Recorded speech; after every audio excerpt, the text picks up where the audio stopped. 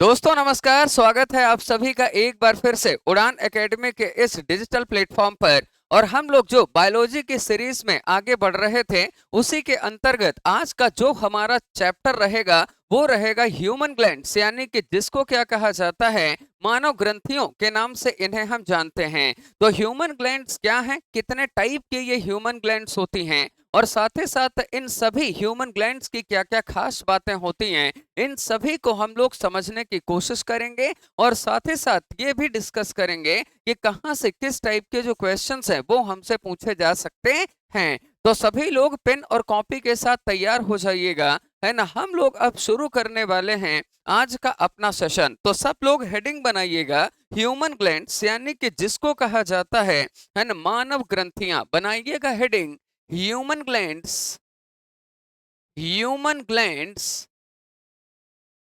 Glands यानी जिसको हम लोग कहते हैं क्या, मानव ग्रंथियां, मानव ग्रंथियां,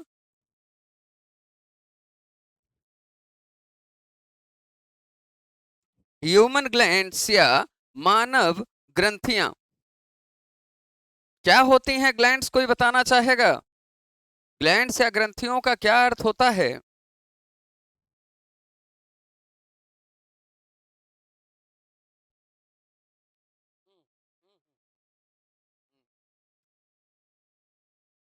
हम्म।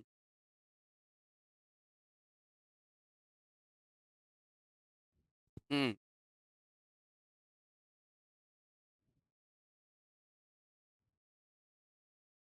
हम्म। ठीक है। और एंजाइम्स निकलते हैं, ठीक है। हाँ। हाँ, ठीक है। और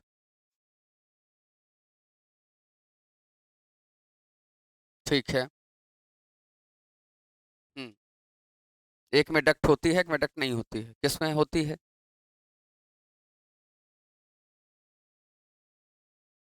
एक्सोक्राइन में नहीं होती। एक्सोक्राइन में ही होती है। हाँ, तो उसमें डक्ट होगी ना।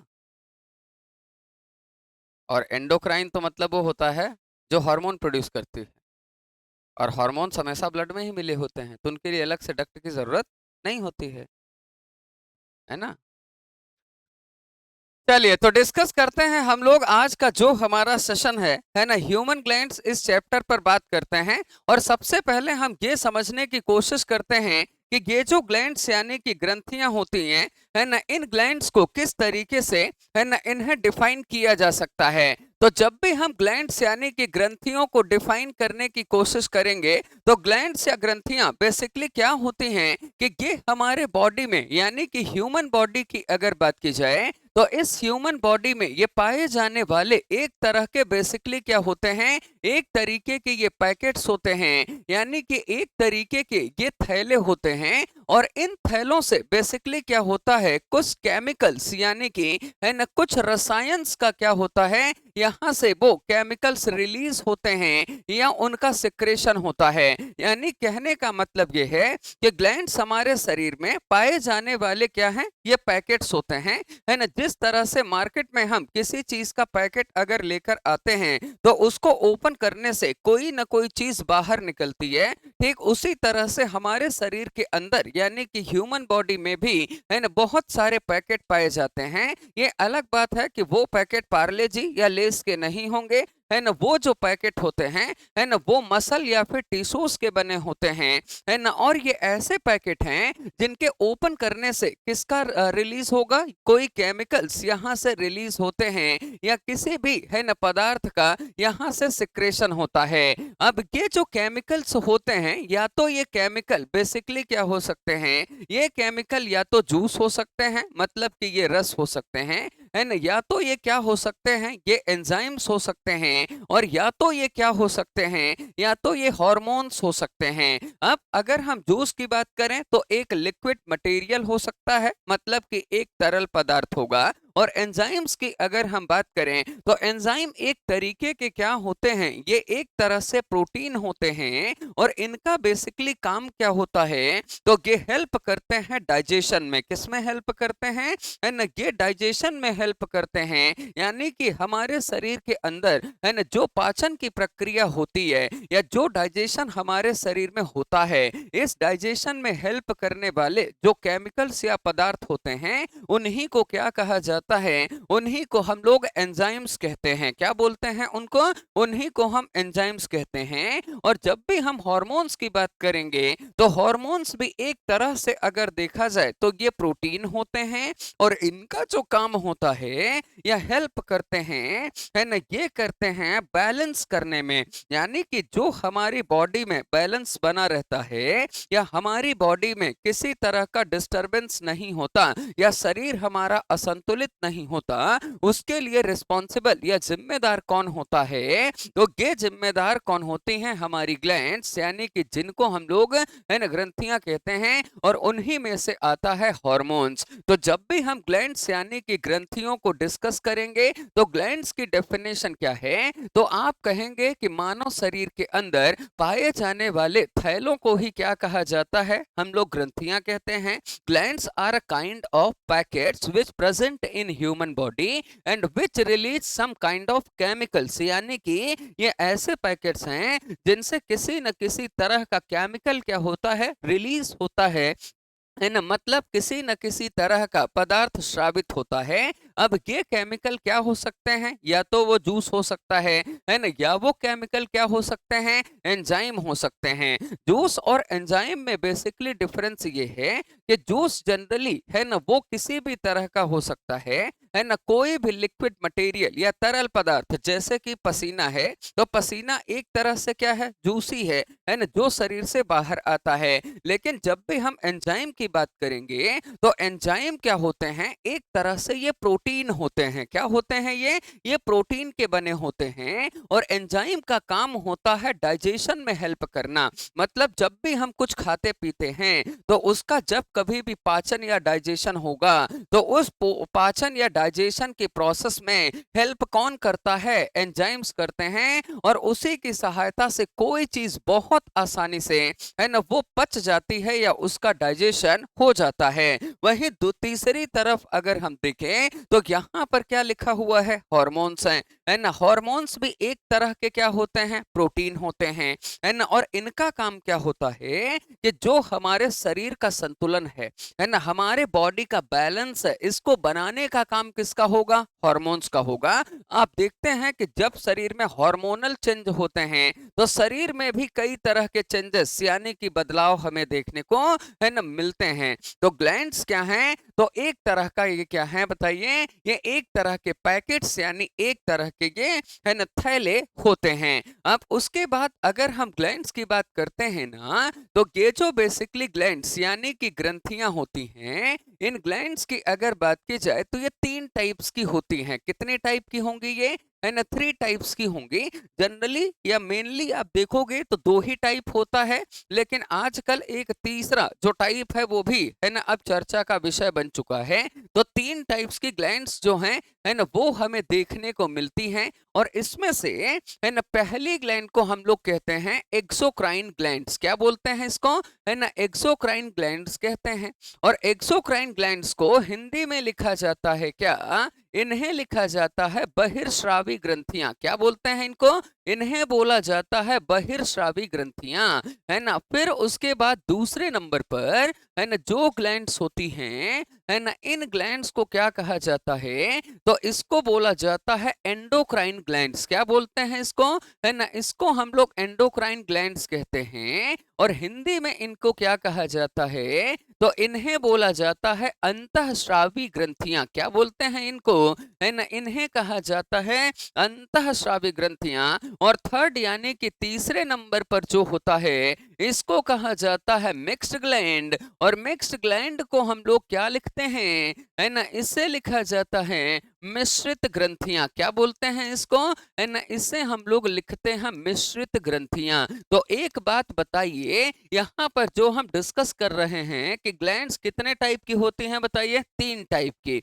है ना। पहली ग्रंथि को हम लोग क्या बोलते हैं, एक्सोक्राइन, दूसरे क्या बोलते हैं, एंडोक्राइन, और तीसरी कौन सी हो गई, मिक्स्ड। इसका मतलब है कि हमारे शरीर में ग्रंथि मतलब क्या, पैकेट्स, है ना। और ये जो पैकेट होते हैं वो 3 टाइप के पाए जाते हैं। कितने टाइप के, 3 टाइप के, है ना। एक ही टाइप के पैकेट हमारे शरीर में नहीं होते हैं, है ना, कई टाइप्स के पैकेट मिलते हैं, जिनमें से एक पैकेट को हम लोग क्या कहते हैं, एक्सोक्राइन यानी बहिर्स्रावी ग्रंथियां। एक पैकेट को क्या कहा जाता है, एंडोक्राइन, है ना, जिसको हम लोग क्या कहते हैं, अंतःस्रावी ग्रंथियां। और एक पैकेट को क्या कहा जाता है, मिक्स्ड ग्लैंड, यानी कि इसे हम लोग क्या कहते हैं, मिश्रित ग्रंथियां। अरे क्या कहते हैं, मिश्रित ग्रंथियां इसे हम कहते हैं, है ना। अब इन तीनों में क्या डिफरेंस होता है इसको आप समझिएगा, है ना। एक्सोक्राइन ग्लैंड्स वो ग्लैंड्स होती हैं, है ना, ध्यान से समझिएगा कि एक्सोक्राइन ग्लैंड्स वो ग्लैंड्स होती हैं, है ना, जो सिक्रेट करती हैं या जो रिलीज करती हैं, क्या, है ना, जो सिक्रेट करती हैं या रिलीज करती हैं या तो जूस का और या तो एंजाइम का, है ना। ऐसी ग्रंथियां जो जूस या एंजाइम को बाहर निकालती हैं उन्हें क्या कहा जाता है, एक्सोक्राइन। क्या बोलते हैं उनको, उन्हें कहा जाता है एक्सोक्राइन। अरे बोलिए, उन्हें क्या कहा जाता है, उन्हें कहा जाता है एक्सोक्राइन, है ना। मतलब ऐसे पैकेट्स, है ना, जो या तो जूस बाहर निकालती हैं, है ना, या तो वो एंजाइम्स बाहर निकालते हैं, है ना। ऐसे ग्रंथियां या ऐसे पैकेट्स को हम लोग क्या कहते हैं, इन्हें बोला जाता है एक्सोक्राइन, है ना। लेकिन जब हम बात करते हैं एंडोक्राइन की, तो ये ऐसे पैकेट होते हैं जो रिलीज करते हैं या जो सिक्रेट करते हैं, क्या, ये रिलीज करते हैं हार्मोन्स को। किसको रिलीज करते हैं, हार्मोन्स को। क्योंकि ग्रंथियां, है ना, जो होती हैं ग्लैंड्स, वो तो तीनों को रिलीज करती हैं, जूस को भी, एंजाइम को भी और हार्मोन्स को भी। लेकिन जो केवल जूस और एंजाइम को रिलीज करे वो क्या है, बहिर्स्रावी ग्रंथियां, एक्सोक्राइन, है ना। और जो केवल हार्मोन्स को रिलीज करती है वो क्या है, केवल, है ना, तो वो है अंतःस्रावी ग्रंथि यानी कि एंडोक्राइन, है ना। और फिर उसके बाद, है ना, जो क्या रिलीज करती है, जो सभी को रिलीज करती है, मतलब कि ये जूस को भी रिलीज करेगी, है ना, ये एंजाइम्स को भी रिलीज करेगी, और यही जो है ये हार्मोन्स को भी रिलीज करेगी। तो ऐसे पैकेट जो तीनों चीज बाहर स्रावित करते हैं उन्हीं को क्या कहा जाता है, उन्हीं को हम लोग कहते हैं मिक्स्ड ग्लैंड। क्या बोलते हैं उसको, उसे मिक्स्ड ग्लैंड कहा जाता है। तो एक बात बताइए कि जो ग्लैंड्स यानी कि ग्रंथियां होती हैं वो कितने टाइप की होंगी, ये होंगी 3 टाइप की। अरे कितने टाइप की, 3, है ना। पहले को हम क्या कहते हैं, एक्सोक्राइन, है ना। एक्सोक्राइन ग्लैंड का मतलब क्या है कि ऐसी ग्रंथियां, है ना, जो किससे बाहर निकालती हैं, या तो जूस को या तो एंजाइम को, है ना। जूस क्या होता है, कोई भी लिक्विड यानी तरल, है ना, जो शरीर से बाहर आ रहा है, जैसे पसीना, वो क्या है, एक तरह का जूस है ना। एंजाइम क्या होते हैं, एक तरह के प्रोटीन होते हैं, और इनका काम क्या होता है, डाइजेशन में मदद करना, है ना। और ऐसे पैकेट जो हार्मोन्स को बाहर निकालती हैं उन्हें हम लोग क्या कहते हैं, बताइए, एंडोक्राइन। क्या बोलते हैं, एंडोक्राइन ग्लैंड्स यानी अंतःस्रावी ग्रंथियां, है ना। और मिक्स्ड का मतलब क्या हुआ, मिक्स्ड का मतलब तो मिक्स्ड होता है ना, जो तीनों को बाहर रिलीज करती हैं, जूस भी उससे बाहर आ रहा है, एंजाइम्स भी बाहर आ रहे हैं और हार्मोन्स भी बाहर आ रहे हैं, सारी चीजें बाहर जा रही हैं, वो कहलाता मिक्स्ड ग्लैंड। अब एग्जाम्पल के तौर पर इसको आप समझिएगा, क्या, कि अगर हम एक्सोक्राइन ग्लैंड की बात करें, किसकी बात मैं कर रही हूं, एक्सोक्राइन। अगर मैं एक्सोक्राइन ग्लैंड की बात करूं तो इनके ना कुछ फीचर्स होते हैं, कुछ इनकी विशेषताएं हैं, है ना। और इनके फीचर्स या विशेषता ये है कि ये जो भी जूस या एंजाइम बाहर आते हैं, क्या बाहर आएंगे, जूस या एंजाइम, क्योंकि ये क्या है, ये सब पैकेट हैं, और जब पैकेट ओपन होगा पैकेट ओपन होगा, पार्ले जी का पैकेट अपन ने खोल दिया तो क्या निकलेगा? पार्ले जी। पत्थर थोड़ी आएगा, क्या आएगा? पार्ले जी। अरे आएगा कि नहीं आएगा? वो अमेजोन वाला पहले वाले समय में डिलीवरी थोड़ी थी, अमेजोन डिलीवरी करता था, मंगा कुछ और रहा, निकलता कुछ और था, है ना? तो ऐसा अब नहीं हो रहा, है ना? तो जब हम बात करते हैं एक्सोक्राइन ग्लैंड्स की, तो ये ऐसे पैकेट होते हैं कि जिन्हें हमने ओपन किया या तो जूस आएंगे या तो एंजाइम। लेकिन वो जूस और एंजाइम आएंगे कैसे? तो इसकी विशेषता ये होती है कि इसमें क्या होती हैं, अलग से डक्ट यानी कि इसमें नली पाई जाती है। इसमें अलग से क्या होता है ना, डक्ट यानी कि नली पाई जाती है। और इसमें दूसरी खास बात ये है कि ये जो डक्ट होती है ना, इस डक्ट का कांटेक्ट ब्लड से नहीं होता है ना? ये ब्लड वाली जो वेसल्स होती हैं, है ना, ब्लड वेसल तो जानते हैं ना, रक्त वाहिकाएं, है ना, एक ऐसी नली जिसमें केवल खून बहता है उसको हम ब्लड वेसल कहते हैं। तो ब्लड वेसल में ब्लड बह रही है, वो अलग चीज हो गई, है ना, वो अलग होगी और ये डक्ट अलग होगी। तो जहां पर ऐसे पैकेट जो अपने जूस और एंजाइम को रिलीज करने के लिए अलग से डक्ट बना रहे हैं, उस ग्लैंड को हम कहते हैं एक्सोक्राइन। क्या बोलते हैं? एक्सोक्राइन। ये बहिर्स्रावी ग्रंथियां हैं, ये एक्सोक्राइन ग्लैंड्स हैं। और है ना, एंडोक्राइन ग्लैंड्स ये होती हैं कि जो क्या निकालती हैं बताइए? हॉर्मोन्स। अरे क्या प्रोड्यूस करती हैं? हॉर्मोन्स। और इनके फीचर्स में ये है कि इसमें डक्ट नहीं पाई जाती है, इसमें डक्ट नहीं पाई जाती है। और डक्ट क्यों नहीं पाई जाती? उसका कारण यह है कि जो हॉर्मोन्स होते हैं, ये हॉर्मोन्स जो होते हैं, ये ऑलवेज प्रेजेंट इन ब्लड, ये हमेशा ब्लड में ही होते हैं। हॉर्मोन्स कहां पाए जाते हैं? तो हॉर्मोन ब्लड में ही होते हैं। और जब हॉर्मोन ब्लड में ही हैं, तो क्या अलग से डक्ट की जरूरत है? क्या नहीं है, है ना? हार्मोन जब ब्लड में है तो अलग से डक्ट की जरूरत नहीं होती है। तो ग्लैंड्स यानी कि ग्रंथियां हम किसको कहते हैं? एक बार थोड़ा सा शुरू समझ लो। हमने आज चैप्टर शुरू किया ह्यूमन ग्लैंड्स यानी कि मानव ग्रंथियां। और ग्लैंड्स में मैंने क्या बताया कि ग्लैंड्स ह्यूमन बॉडी में पाए जाने वाले एक तरह के पैकेट्स हैं। और ये जब पैकेट ओपन होंगे तो इनसे क्या रिलीज होगा? केमिकल्स रिलीज होंगे, है ना कोई पदार्थ बाहर निकलेगा। वो पदार्थ या तो क्या हो सकता है? जूस, या क्या हो सकता है? एंजाइम, और या क्या हो सकता है? हार्मोन। है ना, जूस का मतलब क्या है? कोई भी लिक्विड, है ना। एंजाइम का मतलब प्रोटीन है जो डाइजेशन में हेल्प करता है ना। हार्मोन्स का मतलब ये भी एक तरह से प्रोटीन है और इसका काम क्या है? बॉडी बैलेंस को मेंटेन करना। अगर हार्मोनल चेंजेस होंगे तो शरीर में भी चेंजेस होंगे, है ना। अब उसके बाद मैंने बताया कि ये जो ग्लैंड्स यानी पैकेट होते हैं, हमारे शरीर में 3 तरह के पैकेट पाए जाते हैं, है ना। जिसमें से एक पैकेट ऐसा होगा जो जूस और एंजाइम को बाहर रिलीज करेगा, एक ऐसा होगा जो केवल हार्मोन्स को रिलीज करेगा, और एक ऐसा पैकेट होगा जो तीनों को एक साथ रिलीज कर देगा। अरे बोलिए हाँ, है ना। और फिर उसके बाद मैंने आपको बताया कि एक्सोक्राइन ग्लैंड यानी बहिर्स्रावी ग्रंथियों की खास बात यह होती है कि इसमें डक्ट अलग से लगी होती है ना। और इसी डक्ट से होकर ही ये जूस या एंजाइम बाहर निकलते हैं। और इनका संपर्क ब्लड से नहीं होता। जब पसीना निकलता है तो क्या पसीने में ब्लड आता है? क्या नहीं। अगर ब्लड में संपर्क होता तो पसीने के साथ साथ ब्लड भी बाहर आ जाता कि नहीं आता? आता ना, है ना। इसी को हम बोलते हैं एक्सोक्राइन, है ना। और एंडोक्राइन का मतलब क्या होता है कि ये ऐसी ग्रंथियां होती हैं जिनमें डक्ट की जरूरत नहीं पड़ती। क्यों नहीं पड़ती? क्योंकि हॉर्मोन्स जो होते हैं ये हमेशा किस में प्रेजेंट होते हैं? ये ब्लड में ही होते हैं।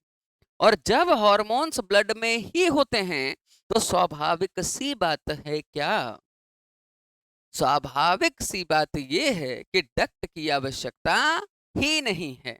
और मिक्स्ड ग्लैंड का मतलब क्या हुआ कि ये ऐसे पैकेट होते हैं, है ना, जो जूस को भी रिलीज करते हैं, जो एंजाइम्स को भी रिलीज करते हैं, और साथ ही साथ ये हार्मोन्स को भी ये रिलीज करते हैं। इसका मतलब है कि यहाँ पर कुछ जगह पर डक्ट होगी और कुछ जगह पर नहीं होगी। जब वो मिक्स ग्लैंड एंजाइम और जूस को बाहर प्रोड्यूस करेगा तो डक्ट होगी, और जब हार्मोन को प्रोड्यूस करेगा तो डक्ट नहीं होगी, है ना। और इसका एग्जाम्पल क्या है? इसका एग्जाम्पल है पैनक्रियास, जिसको हम लोग कहते हैं अग्नाशय। पैनक्रियास को आप देखो तो पैनक्रियास क्या करता है, एक पैनक्रियाटिक जूस छोड़ता है ना। पैन जो है पैनक्रियास, वो पैनक्रियाटिक जूस छोड़ता है और उसमें 3 एंजाइम बाहर आते हैं। और जो 3 एंजाइम बाहर आते हैं, उन 3 एंजाइम्स में से एक एंजाइम होता है क्या, तो हमने डिस्कस किया था डाइजेस्टिव सिस्टम में, जब हमने पाचन तंत्र पढ़ा था उस समय तीनों एंजाइम के नाम मैंने बताए थे। LAT है ना, और L का मतलब था लाइपेज, A का मतलब अमाइलेज और T का मतलब ट्रिप्सिन। बताया था कि नहीं बताया था? लाइपेज जो है वो फैट को रिलीज करता है, अमाइलेज जो है वो कार्ब्स को रिलीज करता है ना, कार्बोहाइड्रेट। और फिर उसके बाद जो ट्रिप्सिन है वो प्रोटीन को पचाता है। इन तीनों का काम हमने देखा था। तो देखिए उससे क्या हो रहा है कि जूस भी मिल गया और एंजाइम्स भी मिल गए, लेकिन वही पेनक्रियास ऐसा है जो हार्मोन भी बनाता है, इंसुलिन। और इंसुलिन हार्मोन के बैलेंस बनने बिगड़ने से व्यक्ति को जो है डायबिटीज की समस्या होती है ना। तो जब हम उस पर आएंगे तो अभी विस्तार से चर्चा करेंगे कि एक्चुअली वो कैसे काम करता है, और अगर किसी को डायबिटीज हो जाता है तो फिर किस तरह से उसके जीवन को संतुलित करने की कोशिश की जाती है। तो यहां तक की कहानी सब लोग बताइए मुझे, क्लियर है क्या? अभी तक जितना हमने डिस्कस किया सब लोगों का क्लियर है क्या? खाइए कसम बगल वाले की, क्लियर है क्या? अरे क्लियर है क्या? Very good. चलिए अब हम लोग बढ़ते हैं आगे, और अब हमें जो डिस्कस करना है वो हम डिस्कस करेंगे कुछ भी। सबसे पहले हेडिंग बनाइए एक्सोक्राइन ग्लैंड्स, यानी कि बहिर्स्रावी ग्रंथियां। हेडिंग बनाइएगा एक्सोक्राइन ग्लैंड्स, बहिर्स्रावी ग्रंथियां।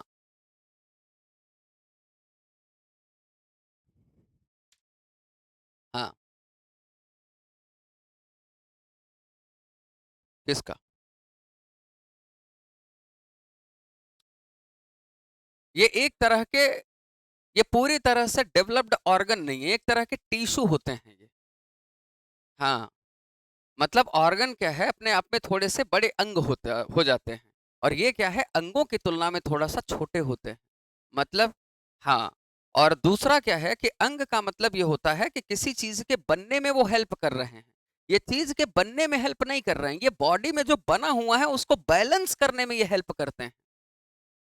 इन दोनों के बस इतना सा फर्क है कि आप देखिए अंग का काम क्या होता है, शरीर को बनाना।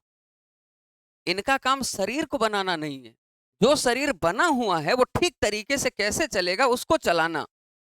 हाँ, ये इनका काम है।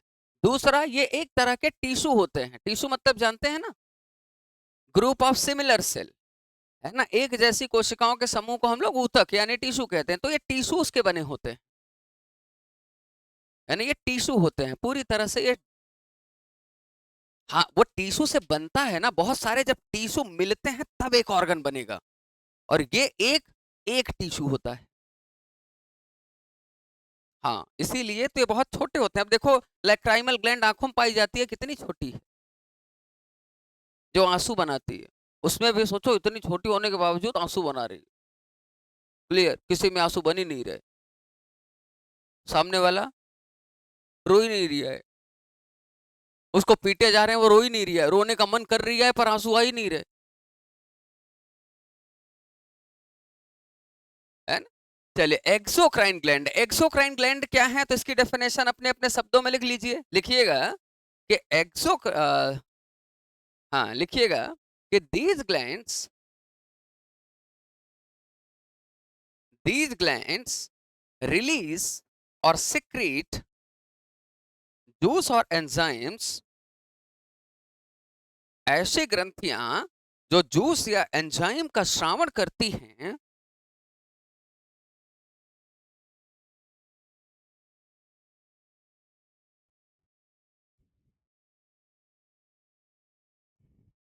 इसका श्रावण करती हैं, जूस या एंजाइम का श्रावण करती हैं, उन्हें उन्हें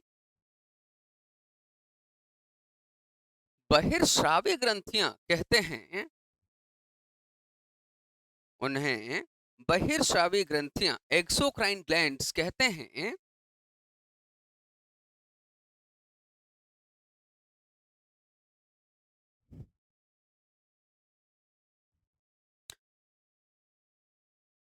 इनमें एक विशेष नली पाई जाती है जिसका रक्त से कोई संपर्क नहीं होता। These glands have their own ducts. These glands have their own ducts. इन ग्रंथियों में नली पाई जाती है जिसका रक्त से संपर्क नहीं होता, and these ducts are not connected with blood,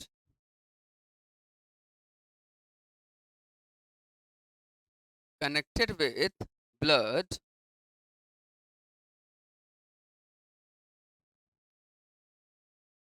ठीक है क्या? अरे समझ गए? तो बहिर्स्रावी ग्रंथियां किसे कहा जाता है, यहां तक की कहानी है ना। जैसे हम लोगों ने समझा, तो अब हम ये समझने की कोशिश करते हैं कि ये जो हमारी ह्यूमन बॉडी है, ये जो हमारा मानव शरीर है, इस मानव शरीर में कौन कौन से ऐसे पैकेट हैं जिनको हम एक्सोक्राइन कह रहे हैं। तो एक्सोक्राइन ग्लैंड्स कौन कौन सी होती हैं, तो एक एक करके समझते हैं। सबसे पहली ग्रंथि आ जाती है सिरुमीन ग्रंथि, सिरुमीन ग्लैंड। इसको हिंदी में भी लिखेंगे सिरुमीन ग्रंथि, सिरुमीन ग्लैंड या सिरुमीन ग्रंथि, है ना। दूसरे नंबर पर जो पाई जाती है इसे बोला जाता है लैक्राइमल ग्लैंड, लैक्राइमल ग्लैंड। और इसे हिंदी में लिखा जाता है अश्रु ग्रंथि, अश्रु ग्रंथि, आंसू। फिर उसके बाद तीसरे नंबर पर आ जाती है मिबैलिमेन ग्लैंड, मिबैलिमेन ग्लैंड, मिबैलिमेन ग्रंथि। बस ये नाम लिख के सीधे ग्रंथि लगा दीजिए। फिर उसके बाद अगली आ जाती है क्या, अगली आ जाती है सिबैसियस ग्लैंड, सिबैसियस ग्रंथि।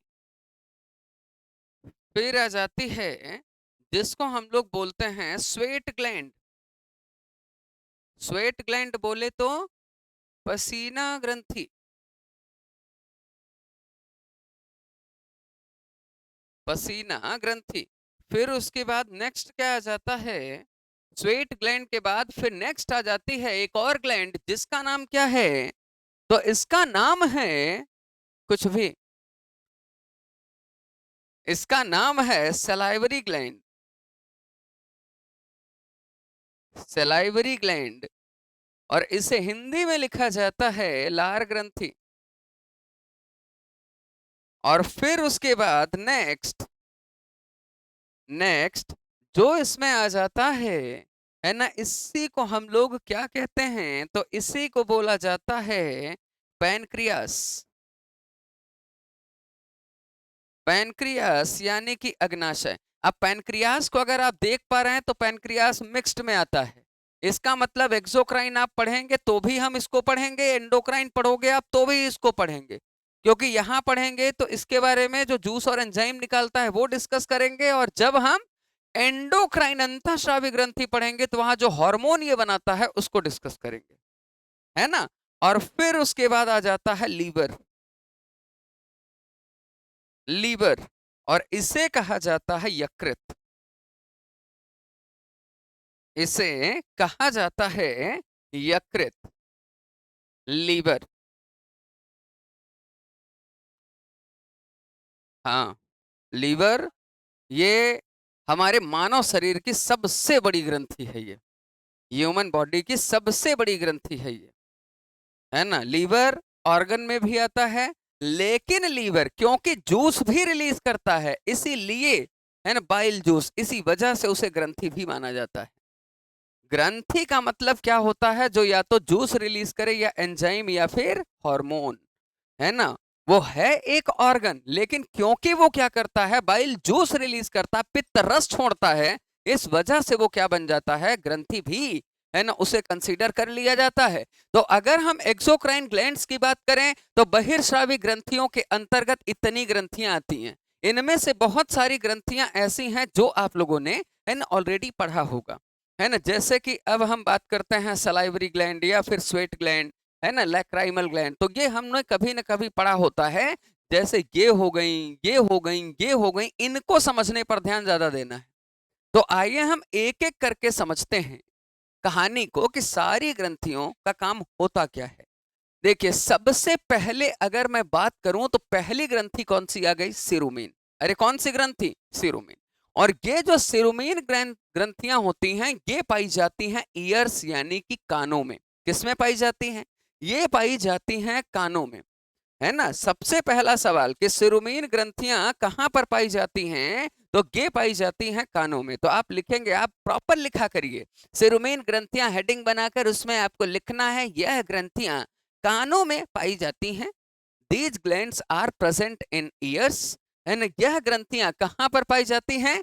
ये पाई जाती हैं, अरे बोलिए, कानों में, है ना। और इन ग्रंथियों का काम क्या होता है? मोम का निर्माण करना। ये क्या बनाती हैं? ये मोम का निर्माण करती हैं, है ना। ब्राउन कलर का कान से वो केमिकल जो निकलता है ना, वो, है ना, बनाने का काम कौन करता है? तो वो बनाती हैं यही सिरुमीन ग्लैंड, है ना। उनको अलग अलग नामों से जाना जाता है, अलग अलग रीजन्स में, है ना। जैसे कुछ जगह पर खूंट भी कहते हैं, कुछ जगह अलग भी कह सकते हैं, है ना। तो जो मोम है उसको हम एक तरह से मोम कहते हैं। क्या बोलते हैं? वो मोम होता है। तो जो मोम बनता है वो कहां पर बनता है? वो सिरुमीन ग्रंथियों में बनता है ना। और व्यक्ति, है ना, सबसे ज्यादा या तो नाक से और या तो कान से खाली समय में यही दो काम करता है। एक तरफ म्यूकस को बाहर निकालता रहता है, खाली बैठा है लगा रहेगा, है ना, नाक की तरफ, और या तो अगर और थोड़ा खाली बैठा है तो कान में भी लगा रहेगा, है ना, यही काम करता है। तो ये जो मोम बन रहा है कानों में, इसको शरीर से बाहर निकाला जाता है। और इस मोम को बनाता कौन है? सिरुमीन ग्लैंड, है ना। इसका काम ये होता है कि जो कान है हमारे, है ना, कान, है ना, कानों में अब क्योंकि छिद्र होता है तो अक्सर जो, है ना, थोड़ा बहुत कचरा है, इधर उधर का वेस्ट जो है वो कानों में जाके जमा होता है। उन सबको इकट्ठा करके और सीधे ये ग्रंथि क्या करती है? उन्हें बाहर निकाल देती है। सबको इकट्ठा किया और इकट्ठा करने के बाद बाहर, है ना, उसी को हम लोग कहते हैं मोम। तो मोम बनाता कौन है? सिरुमीन ग्रंथि। कहां पाई जाती है? ईयर्स यानी कि कानों में। यहां तक की बात क्लियर हो गई, पहली ग्रंथि खत्म, है ना। दूसरी ग्रंथि कौन सी है? लैक्राइमल, है ना। और लैक्राइमल ग्रंथि ये कहां पाई जाती है? तो ये पाई जाती है आइस में, है ना, आंखों में पाई जाती है। कहां पाई जाती है? आंखों में पाई जाती है ना। अरे कहाँ पाई जाती है? आंखों में पाई जाती है, ये काली काली आंखें, है ना। तो ये जो लैक्राइमल ग्लैंड है, अश्रु ग्रंथि हैं, ये कहां पर उपस्थित होती हैं? ये पाई जाती हैं आइस में, है ना। अब लैक्राइमल ग्लैंड्स का काम क्या होता है? इन ग्रंथियों का काम होता है क्या? आंसुओं का निर्माण करना। ये क्या बनाती हैं? ये आंसू बनाती हैं।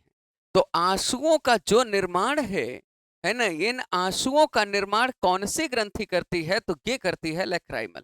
कौन सी ग्रंथि करती है? लैक्राइमल, है ना। हमारे आंखों में, है ना, एक छोटा सा पैकेट होता है ना, उसी को हम कहते हैं लैक्राइमल। और वही लैक्राइमल क्या करता है? आंसू बनाता है। क्या बनाता है ना, आंसू बनाता है, टीयर्स बनाता है। जब हम बहुत दुखी होते हैं या जब बहुत ज्यादा खुश होते हैं, दोनों केसेस में आंसू आते हैं, है ना। एक को बोलते हैं खुशी के आंसू, है ना, और जो दुख के आंसू होते हैं वो अलग ही दिख जाते हैं। खुशी के आंसू, व्यक्ति इतना खुश है कि आंखें नम हो गई खुशी में, है ना। लेकिन दूसरी तरफ जब व्यक्ति बहुत ज्यादा दुखी है तो उस समय पर जो आंसू आते हैं वो अलग ही समझ में प्रतीत होते हैं, क्योंकि वो कंटिन्यूअसली आते हैं, लगातार आते हैं, है ना। हाँ जी,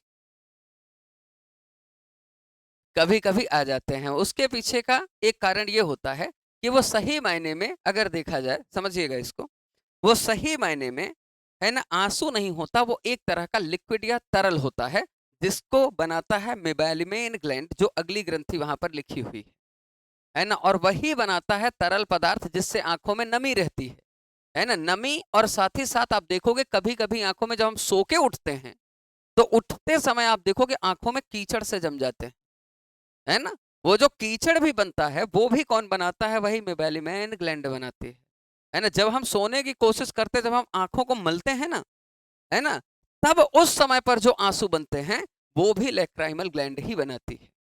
जब भी हम आंखों पर थोड़ा सा जोर देने की कोशिश करते हैं, जब भी हम आंखों पर जोर देते हैं, तो उस समय पर बनने वाला जो आंसू है वो क्या होता है, लैक्राइमल ग्लैंड बनाता है। लेकिन जो कभी कभी बोलते हैं ना आंखों में पानी आ गए, आंखों में जो पानी आ रहा है, जो लिक्विड आ रहा है, उसे कौन बनाता है, मेबैलिमेन ग्लैंड बनाती है। ये दो तरीके से होता है। सोते समय हमने आंखों को मला, है ना, उस समय पर जो आंसू आ गए वो किससे आ गए, वो आ जाते हैं, है ना, लैक्राइमल। और नॉर्मली जब हम ऐसे लेटे हुए भी हैं उसके बाद भी, है ना, जम्हाई ले रहे हैं तब भी कभी कभी आंसू आ जाते हैं, है ना, जम्हाई लेते समय भी आंसू आ जाते हैं। तो उस समय पर, है ना, ये काम जो है ये मेबैलिमेन ग्रंथि जो है वो करती है। तो आंसुओं का निर्माण करना ये किसका काम है, लैक्राइमल ग्रंथि का। और कभी कभी कुछ केसेस में व्यक्ति के ये आंसू बनते ही नहीं, और खासकर एक बीमारी होती है जेरोप्थेलेमिया। जेरोप्थेलेमिया एक ऐसी बीमारी है जिसमें आंसुओं का निर्माण होना ही बंद हो जाता है, टीयर्स का फॉर्मेशन ही नहीं होगा। व्यक्ति बहुत दुखी है, रोना चाह रही है, गाना भी गा रहा है, रोना चाहे रोना पाए दिल कितना मजबूर है, लेकिन उसके बावजूद भी आंसू नहीं आ रहे हैं।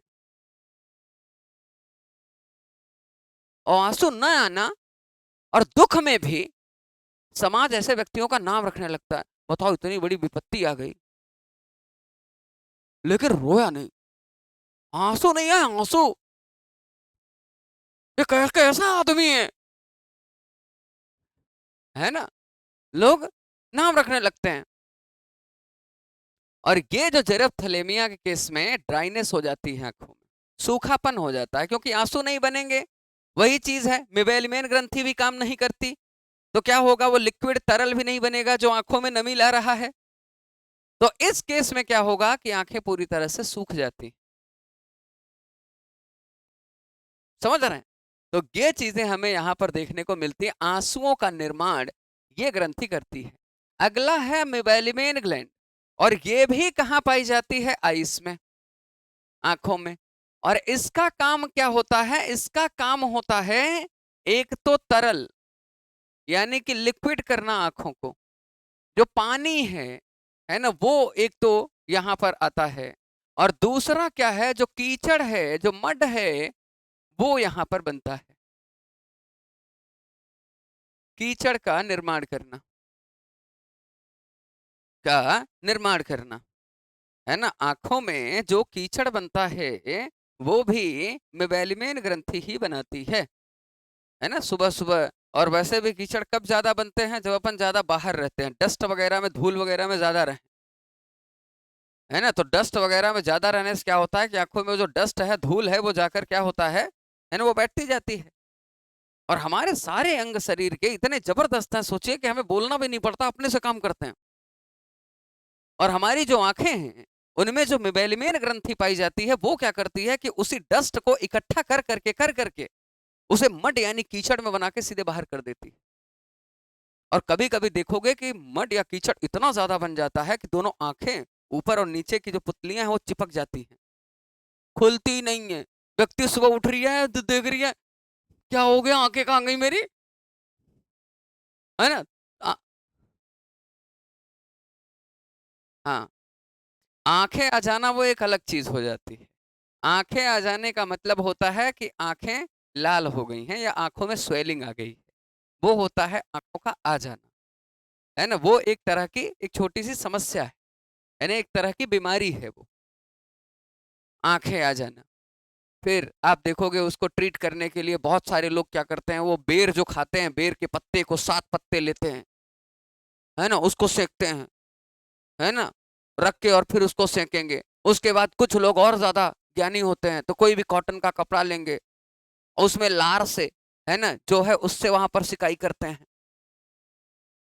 है ना। हाँ, जैसे हल्का हल्का लग रही है कि इनकी आंखें आ गई हैं, है ना।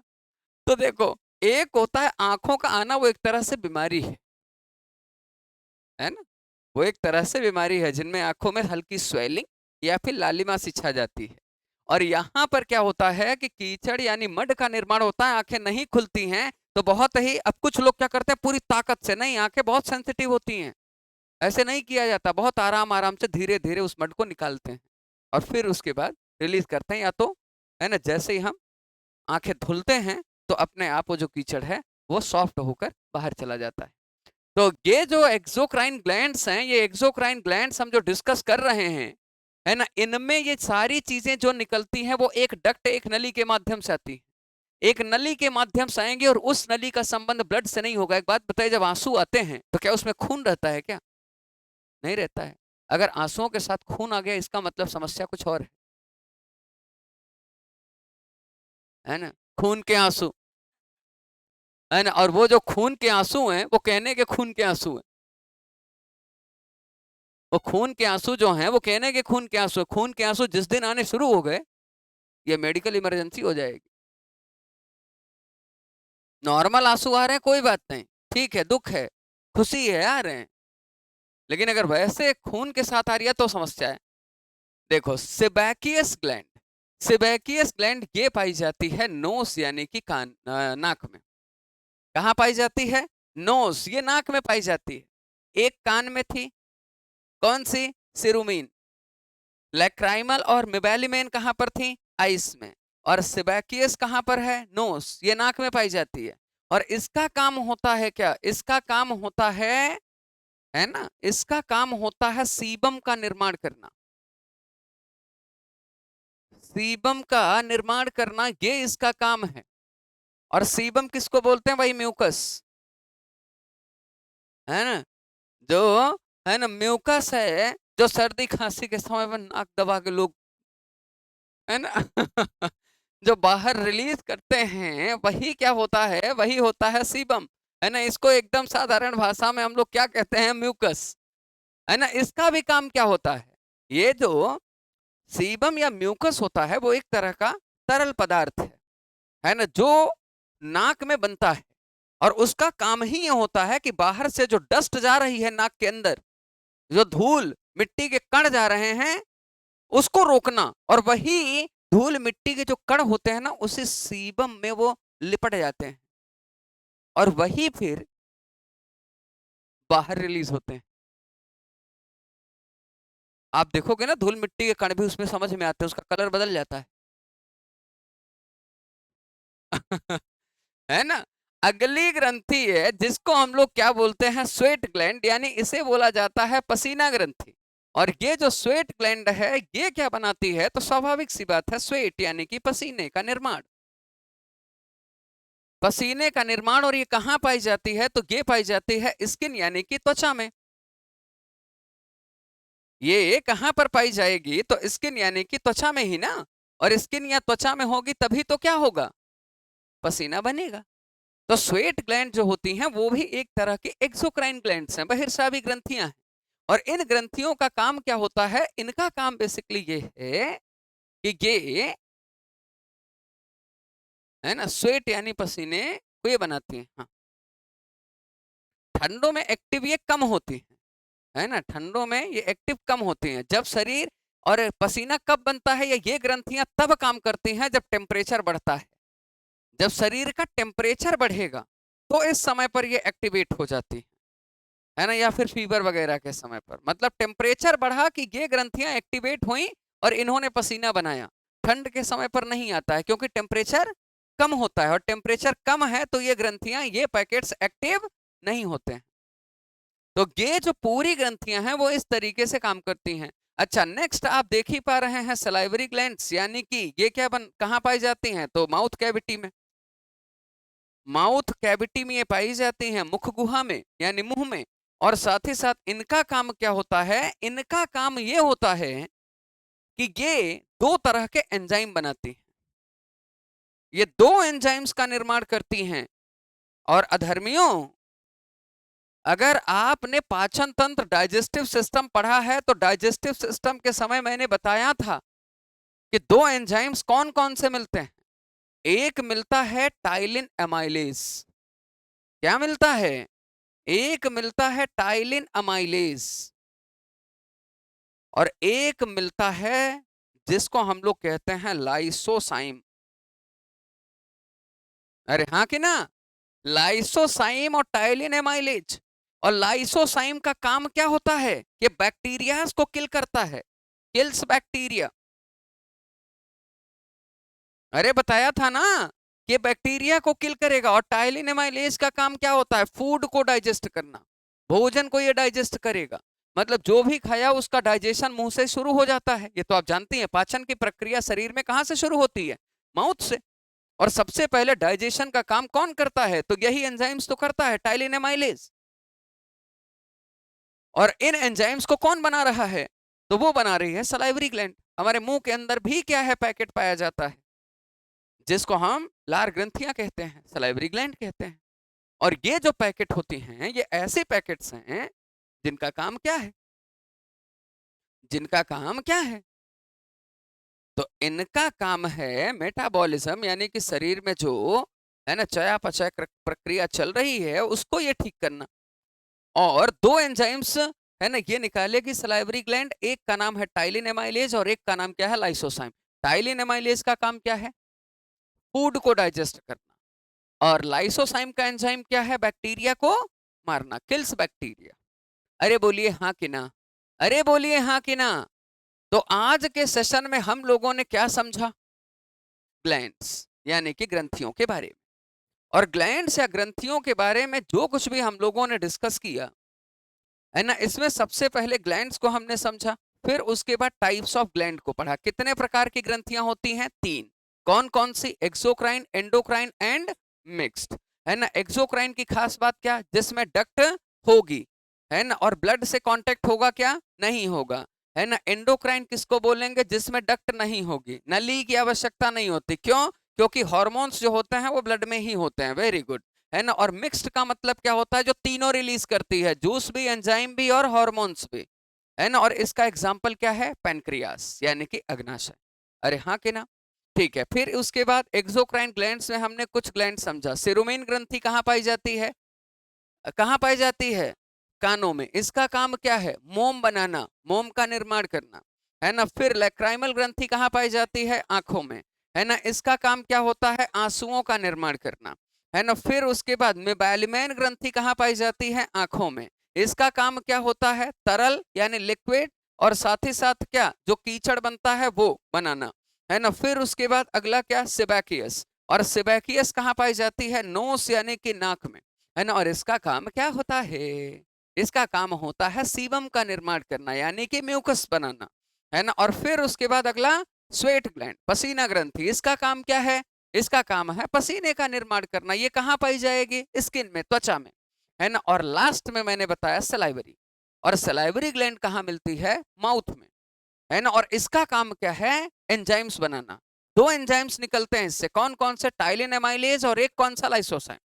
टाइलिन एमाइलेज का काम क्या है? फूड को डाइजेस्ट करना। और लाइसोसाइम का काम क्या है? इसका काम है बैक्टीरिया को किल करना। अरे बोलिए हाँ कि ना? हाँ। तो यहां से हमारा आज का ये जो सेशन था वो होता है यहां पर खत्म। है ना? कल के सेशन में क्यों? उसका कारण ये है कि अब हमारे पास जितना समय बचा हुआ है, अगर मैं इन दोनों को भी अगर समझाना चाहूं तो मैं आपको कंप्लीट नहीं कर सकता समझा के। है ना? क्योंकि इन दोनों को मुझे समझाने में थोड़ा सा क्या चाहिए?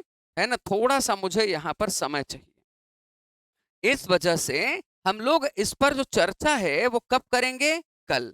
तो कल हम विस्तार से चर्चा करेंगे तो हम बेहतर समझ पाएंगे। आज जल्दबाजी में कुछ ना कुछ है ना, या तो छूटेगा या तो फिर जल्दी से वो खत्म हो जाएगा सेगमेंट। तो हम चाह रहे हैं कल इस पर बात करेंगे, बचे हुए दो, और कल ही हम डिस्कस करेंगे एंडोक्राइन ग्लैंड्स के बारे में। है ना?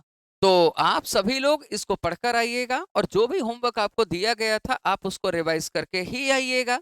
है ना? बाकी मिलते हैं हम लोग कल के सेशन में। है ना? Thank you very much and have a great day. Thank you.